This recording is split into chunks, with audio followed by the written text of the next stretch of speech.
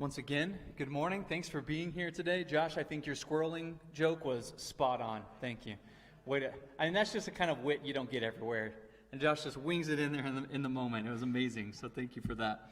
A few years ago, every time I say that, it's longer ago than I think it was. But a few years ago, I was on a mission trip in Mexico.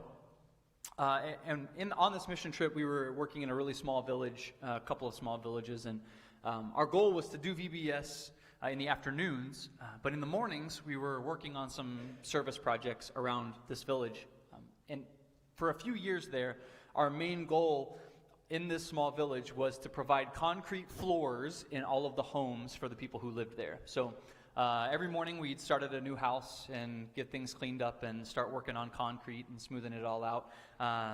Most of their little homes didn't really have electricity and didn't have concrete floors, so our goal was to, at least in this way, provide some little level of creature comforts for them for this concrete floor. Now, I had heard rumor throughout the process that sometimes if you were working this job, that the ladies of the village would get together and make this meal for you as a thank you. And I hadn't experienced it yet, but one day on this particular year, we were working and finishing up a floor in a house. And one of the ladies came down the hill to this house and invited us to all put down what we were doing and to come next door, that they had prepared lunch for us. Oh, I was so excited. I had heard rumors about these meals. So we walked next door, turned the corner kind of from fence to fence, and walked down the little gravel driveway into this home, and you could smell it already. I mean, it was incredible. We walked into the little house, and to call this a feast would be an understatement. I mean, the table was just covered with plates and bowls and rice and beans and mountains of homemade fresh tortillas. There was barely room for us to sit down. There was so much food on the table. So we gathered around the table and started eating. And we were passing around bowls and putting things on our plates. And of course, like I said, rice, beans, tortillas. And then the main dish was shredded chicken in this big bowl. And it was in this dark, almost brown, almost black looking sauce. And I put it on the plate and tasted it, and it just was unlike anything I'd tasted before. It was incredible. And I asked some of my friends there who had been a part of these meals, I said, "What is this?" And they were like, "I don't know, but it's good." I'm like, "It is good." Couldn't figure out what it was, and so finally one of the ladies walked by, and I flagged her down, and I said, "This is delicious. I mean, what is this?" And she smiled, and she said, "Mole." Mole is a legendary Mexican dish. In fact, it is kind of one of the trademark dishes of traditional Mexican food. The legend of mole goes back to the colonial period and takes place at the convent of Santa Clara in Puebla, Mexico. There at the convent, legend has it that the nuns received word that the archbishop was coming to visit. This was an unexpected visit. They were not planning for his arrival. And upon hearing this news, the nuns panicked because they were poor and living in this little monastery, and they had very little food to prepare. And so they prayed, and they spent all day gathering little bits of whatever they had left lying around. They pulled together some nuts, some chilies, some spices, a little bit of day-old bread, and a little bit of chocolate. They ground each ingredient as they came across it, and they let it slowly simmer and cook together all day, creating a sauce. They ran outside, they killed a turkey, and they cooked the meat in the sauce. When the archbishop arrived, they had him seated, and they very nervously placed this dish in front of him. He took a bite, put his fork down, and said, "That is incredible." He loved it. And he looked at the nuns and he said, "What is this?" And one of the nuns replied with a really old word, and she said, "We made a mole," which is a word for a mix. We made a mix. We took what we had and we threw it together. To this day, mole dishes are used for very special occasions in the country of Mexico. Because of the legend surrounding it, of course, and B, it's saved for special occasions because of how long it takes to prepare. Cooking mole is an arduous process. When created the traditional way by hand, making a mole takes literally all day. Depending on your recipe, a mole can have anywhere from 20 to 30 different ingredients. Each one requires roasting and grinding into a powder or a paste, and then usually this work is divided up amongst generations of a family, all pressed into the kitchen at the same time. Then, after being roasted and ground together all this time, the sauce is left to simmer and blend and soak together for hours and hours on end. You don't just throw together a mole. Making mole is a process. This month, we've been working on the topic of holy ground. We've been highlighting these holy ground moments, we've been calling them, these moments when heaven and earth seem to overlap. These places where the veil is thin and we get a glimpse into what's happening behind the curtains. We call them, and have been known to call them, mountaintop experiences. These places where we see and feel and experience God's presence in a way that we haven't before. The Bible, of course, is full of holy ground moments, but we've picked out 4 to look at together. We started in Genesis 1 through 3. We learned about God and his creation walking and talking together. In this idyllic garden we call Eden. But this utopia, this Garden of Eden, this walking and talking situation didn't last very long. God's humans messed things up pretty quickly. God's humans decided to try to live without that relationship, without God in their lives. And when they messed things up, what did they do? They ran and they hid. But we learned from that story, and what we learned from that first holy ground moment, was that God was willing to go searching for us, even in our hiding, even in our shame. God was willing to go and find his people. We learned about God's pursuit of us. Last week, we looked at Exodus chapter 3, the story where we get the name for this series. This is the burning bush, where the bush catches on fire, God lights it up, and it never goes out, and it just exists by itself. And Moses looks across the desert and goes, "That's weird. It's not going away." So he goes to investigate. And it's there at this bush that God speaks to Moses, and he calls him to a task that Moses is uniquely, and only Moses, uniquely qualified for, to go and try to rescue God's people from Egypt. And what we see in this holy ground moment is we see Moses asking question after question, stalling, really. But what about this, God? But what about this? He plays the what if game that we're so good at playing. But what if this happens? And what if this happens? And after excuse after excuse, after question, through Exodus chapter 3, we see how patient God is in this process. God continues to answer the questions. God continues to sit in front of Moses and say, "I've called you for this task, and I'm going to answer your questions along the way. What do you have? Bring it to me." I got angry reading that story. We talked about that. How many more questions can you ask? God continues to answer. And we learn that God only gets angry when Moses tries to turn away from the task. Moses says, "You know what, I'm done, send somebody else." And God says, "No, I've chosen you for this. But you know what, I'm not going to send you alone. I'll send you someone else." So we've witnessed God's pursuit of us. We've witnessed God's patience with us. And this morning, we're going to learn about another holy ground moment. Another time when God walks with his people. And we're going to jump forward quite a bit. We're going to jump forward to the resurrection of Jesus in Luke chapter 24.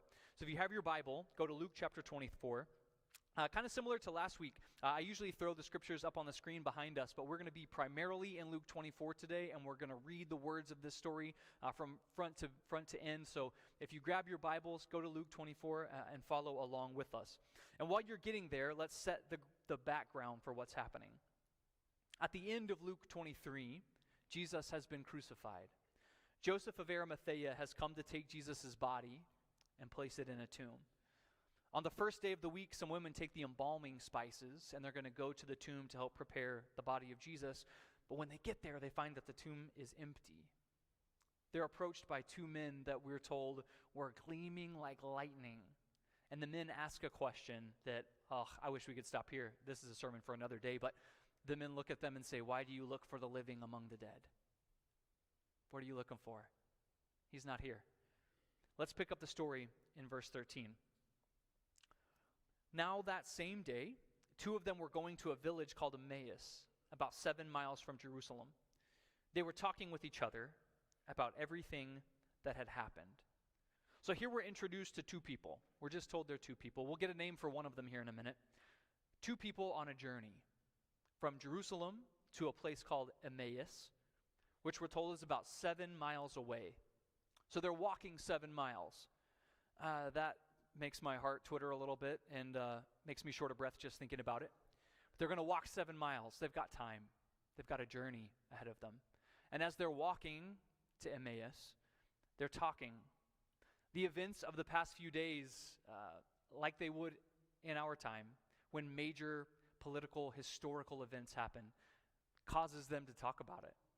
And everybody, it seems, has opinions about what happened in Jerusalem, what happened with Jesus, what happened with this whole public execution of this guy.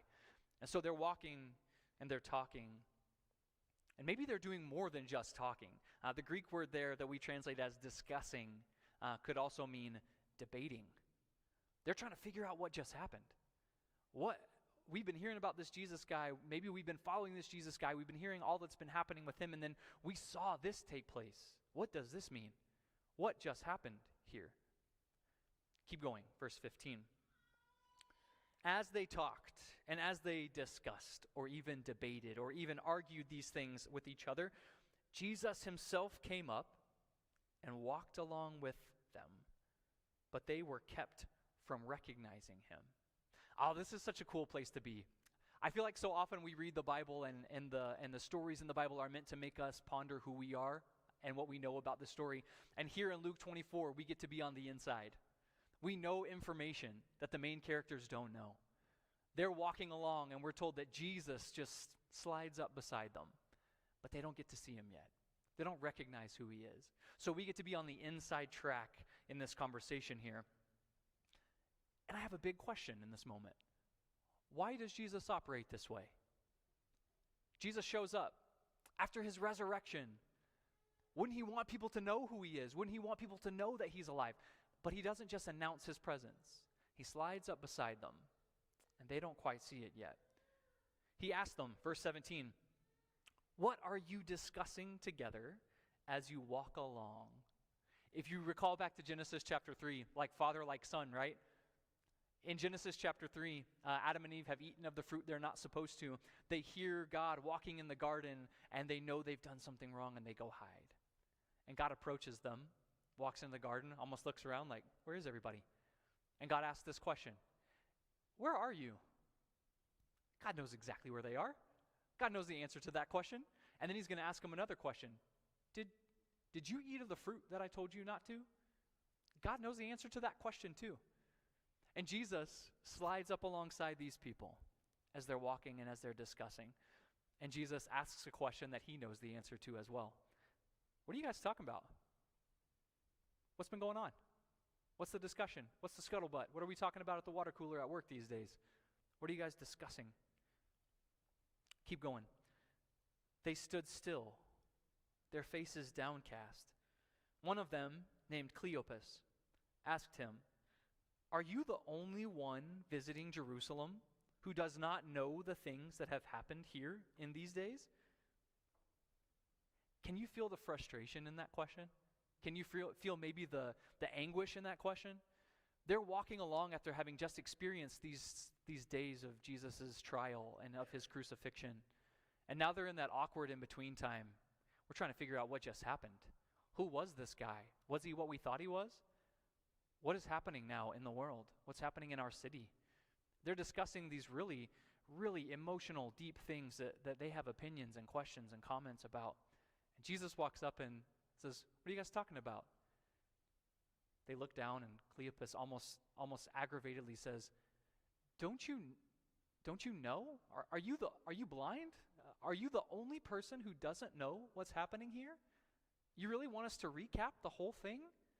On a much lighter note, I was watching my favorite football team's game yesterday, which started off good and then ended bad. And we were at a get-together with a bunch of Lauren's family who are not OSU fans. And there were people outside, playing cornhole and doing all that. And so a couple of us who were watching the game pretty intently went through the whole second half collapse. And then TCU scored to tie it. And right then, somebody walked in who hadn't been watching any of it and goes, "Oh, whoa, what happened?" Like, I'm not going to do that right now. I had this exact reaction. We're not going to talk about it right now. We're in the middle of something else. If you want to know, go go ask somebody else. You haven't been interested this far. I don't want to recap the whole thing. Cleopas says, are you blind? Don't you know what has happened? Don't you see the score? Don't you know what happened? What are you talking about? Are you the only one who doesn't know? Jesus says in verse 19, what things? He asked. So don't you know the things that have been going on? What things? Jesus asked. About Jesus of Nazareth, they replied. He was a prophet, powerful in word and deed before God and all the people. The chief priests and our rulers handed him over to be sentenced to death, and they crucified him. But we had hoped that he was the one who was going to redeem Israel. And what is more, it is the third day since all this took place. In addition, some of our women amazed us. They went to the tomb early this morning, but they didn't find his body. They came and told us that they had seen a vision of angels who said he was alive. Then some of our companions went to the tomb, and they found it just as the women had said, but they did not see Jesus. Cleopas says, are you the only one who doesn't know what happened? And Jesus is going to make them say it. Jesus says, what things? This is like the teacher in class who you read the book and she says, now what happened? We all just read the book. And the teacher says, no, but I want to hear it in your words. Jesus says, I want you to tell me what happened. What are these things? And they do a pretty good job. They line out stat for stat, point for point, the things that just occurred. They've got the statistics right. They've got the big bullet points nailed down. They know all the facts. But there's just one part of this scenario that they haven't grasped yet. And let's be honest. It would be hard for them to grasp it at this point. Let's not blame them for that. But there's a part of the story that they're missing, and Jesus is going to help them with it. Jesus said to them, how foolish you are, and how slow to believe all the prophets have spoken. Did not the Messiah have to suffer these things and then enter his glory? And beginning with Moses and all the prophets, he explained to them what was said in all the scriptures concerning himself. Jesus is using this as a teaching moment. They've got most of the facts. They've got all the big bullet points down. Jesus says, yeah, there's one thing you missed though. And the thing that you've missed, we've been talking about for a long time. And Jesus goes all the way back to Moses, all the way back to the story we started with last week about Moses' call to deliver his people. And Jesus says, yeah, you thought Jesus might be a prophet, but Jesus is more than that. You thought Jesus might just be a prophet, but Jesus is the Messiah. Let's talk about Moses. Let's talk about the prophets. And let's talk about how all this has been prophesied from way back then until now. This had to happen. And it was coming this way for a long time. And I want you to know the whole process. Jesus wasn't just a prophet. He is the Messiah. He's the one we've been waiting for. Verse 28. As they approached the village to which they were going, Jesus continued on as if he were going further. But they urged him strongly, stay with us, for it is nearly evening. The day is almost over. So he went in to stay with them. When he was at the table with them, he took bread, gave thanks, broke it, and began to give it to them. Then their eyes were opened, and they recognized him, and he disappeared from their sight. They asked each other, were not our hearts burning within us while he talked with us on the road, and he opened scriptures to us? They got up and returned at once to Jerusalem, and there they found the 11 and those with them assembled together, and saying, it is true, the Lord has risen and has appeared to Simon. Then the two told what happened on the way and how Jesus was recognized by them when he broke the bread. This is an incredible holy ground moment. And we literally have God himself once again walking with his people. And Jesus begins to speak to them about the true nature of who he is and of what he does. I love this part that as they're getting to the village, Jesus asks questions that he already knows the answer to. And then I'm sure he knows what's about to happen, but we're told he continues on as if he were going. Like, guys, it's been great. I enjoyed the conversation. Appreciate it. You guys have a good one. I'm going to keep going. Like, no. You should just hang with us. It's late. The next village is a ways down. Why don't you just come and eat with us? We have this incredible holy ground moment. We've got Jesus sliding up beside these two people as they're walking the road. Just like Genesis chapter 3, God once again walking with his people. Once again asking questions that they already know the answer to. But Jesus' identity is hidden from them. And don't miss the part that they finally recognize it. They recognize it when Jesus breaks the bread and he begins to give it to them. It is in the sharing of the scripture, they say, that Jesus opened it up and gave it to them. And the breaking of the bread, that then they start to put it together. And they realize who this is. Through the breaking of the bread and the opening of the word, they see who Jesus is. Well, we could marinate on that one for a long time. At that moment, he disappears. They comment about this incredible phrase, "Were not our hearts burning within us while he spoke to us?" And then they run off to tell the others what just happened. But what did just happen? What was this? What just happened to these people? Why were they kept from recognizing him for half the day? Again, if Jesus is out to prove to people that he is the Messiah and that he is risen from the dead, wouldn't Jesus appear to them on the road and say, "Here I am, check me out, go tell everybody," and then leave? But he doesn't. They're kept from recognizing him as he walks along beside them and he reveals to them some truths about himself.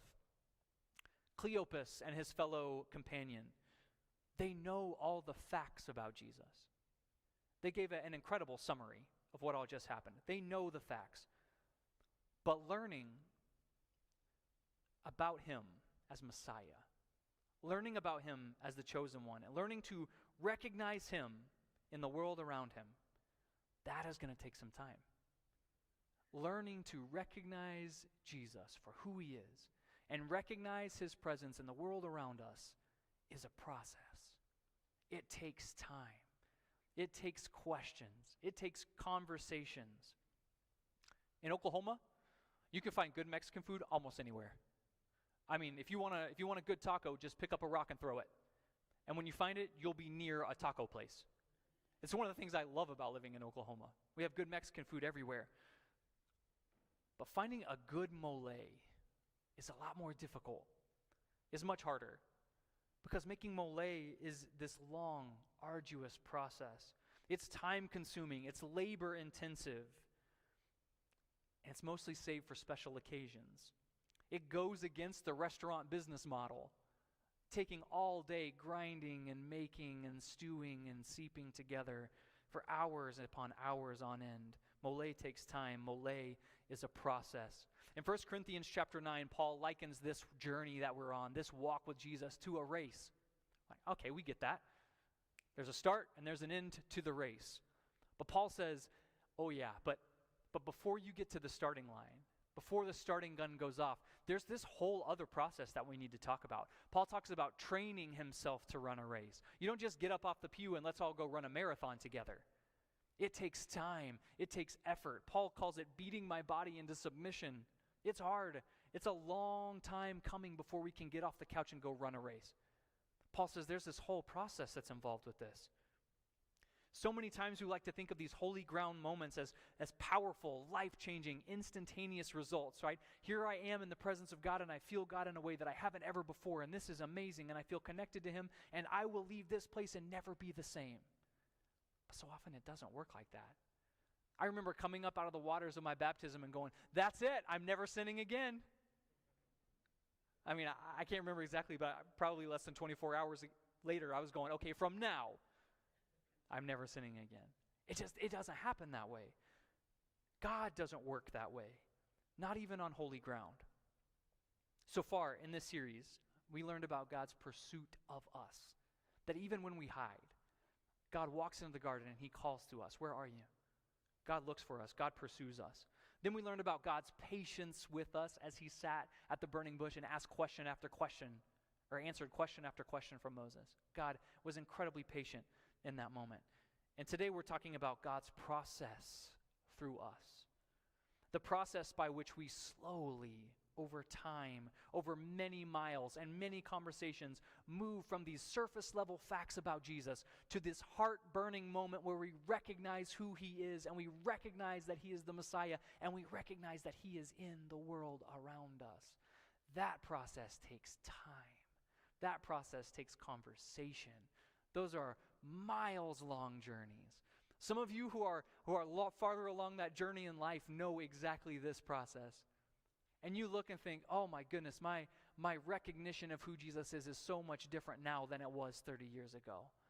I feel that way from what it was 2 years ago. My process and my thought process about who Jesus is so much different than it was years ago, weeks ago, maybe yesterday. This is a journey. This is a long journey. This is a process. But the thing that we learn from the road to Emmaus is that God is not in a hurry.